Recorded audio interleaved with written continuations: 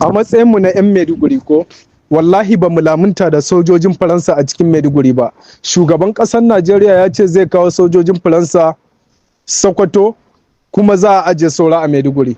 A wahalan da muke ciki a cikin Maiduguri da rashin tsaro da muke ciki a cikin Maiduguri ma ya ishe mu. Ba ma buƙatar sojojin Faransa. Ina matasan cikin Maiduguri, ku san me kuke yi, ku fidda tsoro a rayuwanku, ku fito. Na rantse da Allah, ku fito, za mu ci nasara. Wallahi kowa ya fito ya yi magana. Ba ma supporting sojojin Faransa, ba ma buƙatar su a rayuwanmu. Ya kai su can kudu, area Lagos da area su, ba ma buƙata. Kuma gwamnatin Borno muna jira mu ga wani kalan mataki da aka ɗauka. Vice President na Maiduguri, kai ne Vice President na shugaban ƙasa. Mu ga wani kalan mataki da aka ɗauka. Gaskiya wahalan da ake cikin Maiduguri ko, wallahi ko Abuja ba su kai mu tsadar rayuwa ba. Dole ne mu fito mu yi magana. Har ga Allah, in za a fito a yi mana adalci, a fito a yi mana adalci. Ba ma buƙatar Faransa, ba ma buƙatar sojojinsu. Duk ƙasan da suke so su ci gaba ba sa ƙaunan Faransa, ba sa kawo su a ajanda.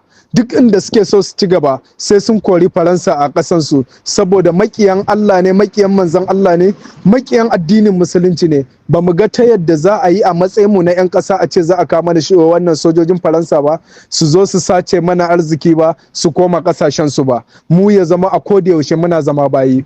Wallahi mu fito mu yi magana akan irin wannan abun. Da kun san illolin da yake tare da sojojin Faransa da zubar da 'yan Faransa a wannan ƙasa namu mai albarka Maiduguri, a haka ma ya ake, matasa ba sa cikin gari, mutane suna cikin wahala.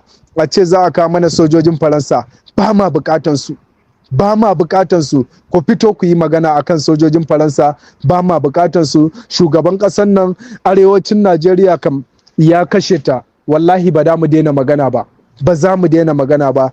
Mu sai ka ce ba mu da dattijai, ba mu da malamai, ba mu da gwamnoni. Gwamnoni iya abin da za su iya magana a kai, a iya wannan tatsin ne za su iya magana. Amma irin waɗannan hatsarin 'yan Faransa nan yadda aka sani, mutanen nan ba za su fito su faɗi hatsarin 'yan Faransa ba. Ba ma buƙatar 'yan Faransa nan a ƙasarmu.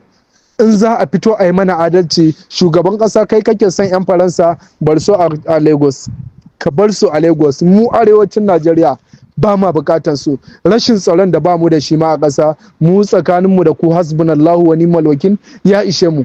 Amma a ce sojojin Faransa, ina wallahi ba za mu lamunta ba. Sai inda karfin mu ya kare. Matasa ku fidda tsoro, ku fito ku yi magana. Matasan Borno State, ku fito ku yi magana. Kar ku lamunta da sojojin Faransa. Matasan arewacin Najeriya, a fito a yi magana. In dai Najeriya ne a gabanka, wallahi ka fito ka yi magana.